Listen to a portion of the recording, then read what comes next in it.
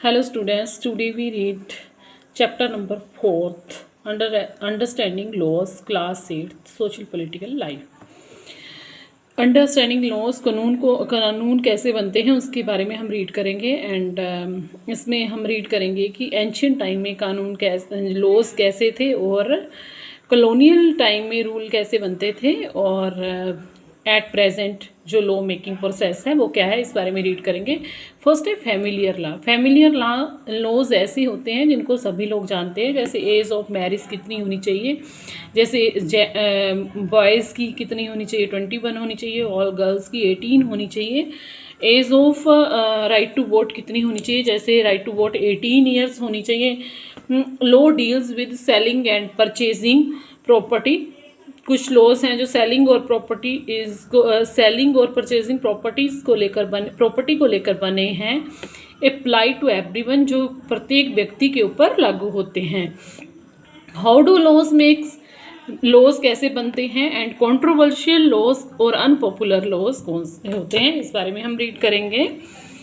तो एक violation of laws क्या होते हैं। वायलेशन ऑफ लॉज वो ऐसे होते हैं कि जब कोई लॉज को क्या करता है, वायलेट करता है। जैसे कि आपकी बुक में एग्जांपल दिया है क्या, एक बॉयज़ होता है जब उसको पनिशमेंट दी जाती है, बट उसके जो फादर होते हैं वो क्या होते हैं, गवर्नमेंट ऑफिशियल होते हैं, तो वे उस सज़ा से उसे बचाने का प्रयास करते हैं। तो वो इन सर्कमस्टांसिस में क्या होता है, जो लॉ होता है वो वायलेटेड होता है।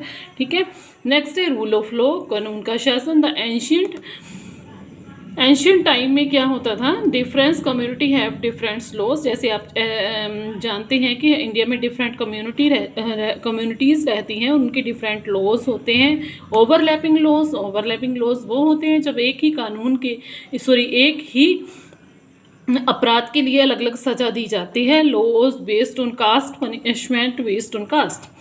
तो लॉज होते थे वो कास्ट के ऊपर बेस्ड होते थे और जो पनिशमेंट दी जाती थी वो भी कास्ट के अनुसार दी जाती थी। जो लॉ बनाते थे वो कौन होते थे, अपर कास्ट के। जैसे 4 वर्णा सिस्टम था, तो 4 वर्णांस होते थे, उसमें अपर कास्ट के लोग जो थे वो जो लॉ मेकिंग प्रोसेस लॉ बनाते थे। और अगर लोअर कास्ट का कोई अपराध करता था तो उसे बहुत अधिक सज़ा दी जाती थी, यानी कि मतलब उसके साथ क्रूअल्टी का व्यवहार किया जाता था, अधिक सज़ा दी जाती है। इसके अपोजिट अगर कोई अपर कास्ट का लोग वही सेम अपराध करता है तो उसे क्या है, कम सज़ा दी जाती थी, यानी कि क्या है, डिस्क्रिमिनेशन। पनिशमेंट के आधार पर डिस्क्रिमिनेशन किया जाता था एंशियंट टाइम में अंडर कॉलोनियल रूल में क्या होता है, जो सिस्टम है वो स्लो हो जाता है। और इस बारे में 2 थॉट्स हैं। It is often said that rule of law is introduced by britisher. यह अक्सर कहा जाता है कि जो रूल ऑफ लॉ है इंडिया में कौन लेकर आए, ब्रिटिशर लेकर आए। बट ये किसका मानना है, वेस्टर्न हिस्टोरियन, पश्चिमी जो इतिहासकार हैं उनका मानना है। इनमें क्लैश पाया जाता है। जो इंडियन हिस्टोरियन है वो वैसे मानते हैं कि ये रूल ऑफ लॉ है वो नेशनलिस्ट मूवमेंट जो चली इंडिया में उसकी देन है।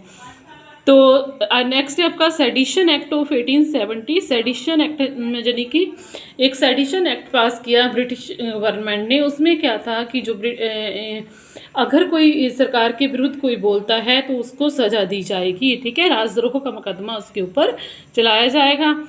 तो हालांकि रूल ऑफ लॉ अंग्रेज़ों ने बनाया, परंतु ये किसके लिए था। अगर कोई इंडियन को सज़ा देनी होती थी तो वह रूल ऑफ लॉ के अकॉर्डिंग काम करते थे, बट अगर कोई ब्रिटिशर गलत काम करता था तो उसको वो बचाने का प्रयास करते थे, यानी कि rule of law colonial rule में इक्वली सभी के ऊपर इम्प्लीमेंट नहीं होता था। With the adoption of constitution, जैसे आपको पता है 26 जनवरी 1950 को हमारे देश का इंडिया रिपब्लिक बना। लॉ मेकिंग प्रोसेस अब कैसे बनाई जाती है, पार्लियामेंट के थ्रू बनाई जाती है। और पार्लियामेंट कैसे बनती है, जो वोटर्स होते हैं वो क्या करते हैं, अपने रिप्रेजेंटेटिव को इलेक्ट करते हैं और पार्लियामेंट बनती है। और नेक्स्ट जो पार्लियामेंट लॉ बनाती है उसको एग्जीक्यूट किया जाता है स्टेट में गवर्नर के द्वारा और सेंटर में प्रेसिडेंट के द्वारा।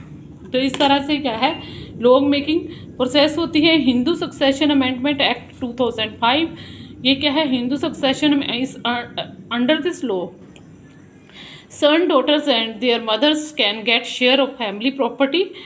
New law make pollution provide and provide employment. तो क्या है, एक ऐसा हिंदू सक्सेशन एमेंडमेंट में क्या है, हिंदू इसमें अधिनियम में चेंज किया गया। इसमें क्या है कि अगर किसी व्यक्ति की डेथ हो जाती है तो उसकी जो बेटा बेटियां और जो उसकी वाइफ होती है उसको उसकी जो प्रॉपर्टी होती है उसमें इक्वल शेयर मिले। पहले ऐसा नहीं होता था, पहले लड़कियों और जो मदर को होती है उनको शेयर नहीं दिया जाता था। बट ये क्या है, इसमें संशोधन किया गया, अमेंडमेंट की गई और पोल्यूशन को लेकर के भी कई सारे एक्ट बने और एम्प्लॉयमेंट को लेकर के भी कई सारे एक्ट जो बनाए गए। नेक्स्ट है आपका एग्जाम्पल ऑफ ब्रिटिश आर्बिट्रेरीनेस। जो ब्रिटिश आर्बिट्रेरीनेस की क्या एग्जाम्पल है आगे, तो 10 मार्च 1919 को रॉलेट एक्ट पास किया गया, इम्प्लीमेंट किया गया। इस एक्ट में क्या था, this act allowed the British government to imprison people without due trial. किसी भी व्यक्ति को अगर वो सरकार के खिलाफ बोलता है तो उसे बिना के मुकदमा चलाए जेल में डाला जा सकता है। तो लोग क्या करने लगे, इसके विरुद्ध प्रोटेस्ट निकालने लगे, विरोध करने लगे। इसमें महात्मा गांधी भी मेन थे। 10 अप्रैल 1919 को डॉक्टर सत्यानंद एंड सैफुद्दीन किचलू को क्या किया गया, गिरफ्तार कर लिया गया। और इसी के विरोध में प्रोटेस्ट निकालने के लिए लोग जलियांवाला बाग जो कि अमृतसर पंजाब में है वहाँ पर इकट्ठे हुए। वहाँ पर जो जनरल डायर है अपने सैनिकों के साथ आया और उसने अंधाधुंध वहाँ पर गोलियाँ चलाई। और गोलियाँ चलाने से क्या हुआ कि कई सारे लोग मारे गए और कई सारे घायल हो गए। यानी कि इसका कोई स्पेसिफिक आइडिया नहीं था क्योंकि उसने चारों गेट बंद कर दिए थे और निकलने के लिए कोई रास्ता नहीं था। कई लोग अपने जान को बचाने के लिए कुएं में कूदना पड़ा। तो नेक्स्ट है आपका डोमेस्टिक वायलेंस एक्ट।